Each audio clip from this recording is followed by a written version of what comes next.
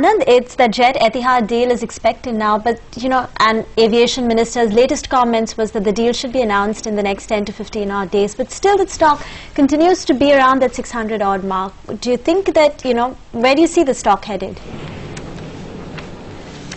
Well, just because there is a deal doesn't change the economics of the industry.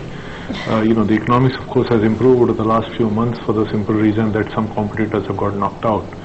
But that said, this is an extremely cyclical sector with relatively low entry barriers, and it should not be too difficult for, if the demand continues to remain high, for somebody else to begin to enter as well. The fundamental issue with this industry is the fact that most of the operating costs are fixed, and especially in terms of the infrastructure, especially airports and so on, those costs continue to rise in an uncontrolled manner. So, this is an industry which will continue to remain under some pressure. It's not something that I would recommend that should be for the uninitiated.